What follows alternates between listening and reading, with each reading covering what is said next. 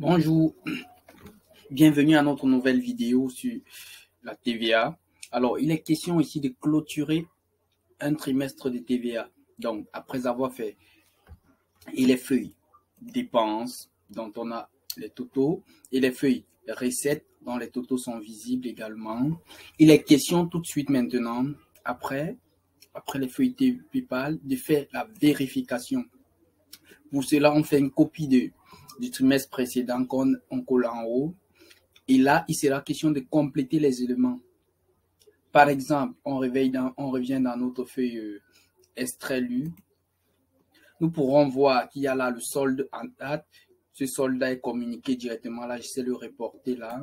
Donc, je vais mettre égal en formule pour que rien ne soit pris au hasard, entré. Donc, on a notre total là qui est 80,16. Alors, c'est quoi le solde en la date de clôture maintenant? Là, c'était le solde en date pour ceux-là qui étaient, dont la date est donnée. On veut maintenant ce solde à la clôture. Donc, ce solde-là, comment est-ce qu'on le fait? Nous avons ceci. On va mettre une formule égale. On sélectionne ce montant moins quelle somme? La somme. On va faire moins somme. Somme de quoi? On va prendre les montants allant de M14 à M21. Voilà. On ferme notre parenthèse. Entrée. Navré. Erreur dans la formule. Donc, ceci, je vais corriger d'abord ceci.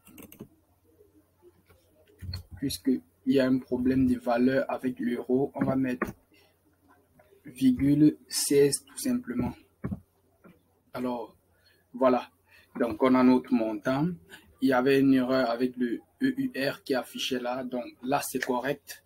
On a le solde en date de clôture. Et ici, on a le solde à la clôture réelle. Voilà ce qui est à la clôture.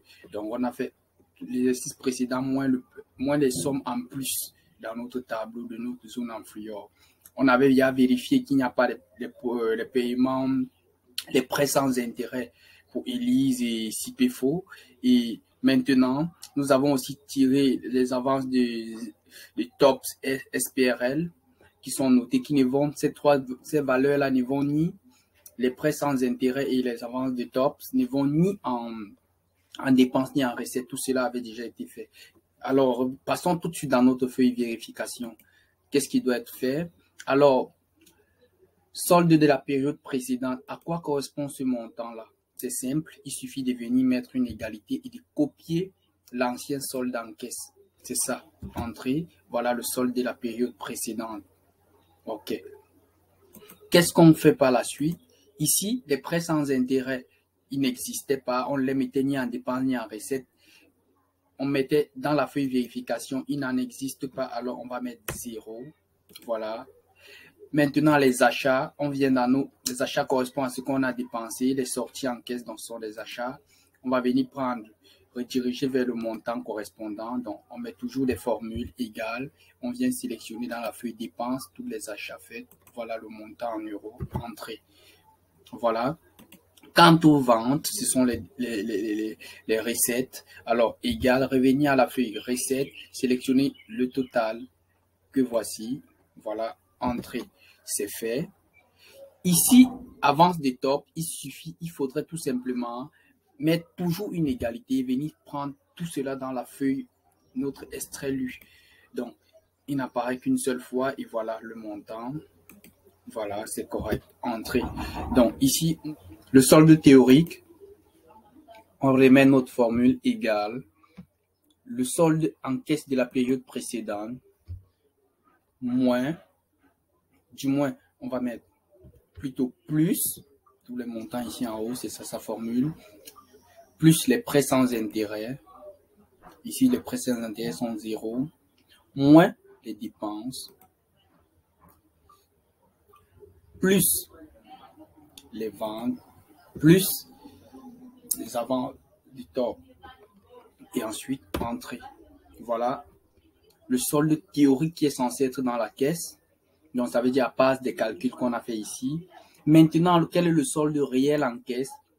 On met égal, on l'a déjà fait tout au début. On revient dans la feuille extrait lu. On a fait ce montant-là qui était déjà dans la caisse et on a fait les variations des entrées. Ça nous a donné ceci. On sait le mettre là et valider. Donc, ceci confirme que notre comptabilité a été bien faite. Le solde théorique s'aligne avec le solde réellement en caisse. Et là, on a fait ce qu'on appelle une vérification de notre fin de trimestre Q1. Merci pour l'écoute. À la prochaine vidéo. Merci.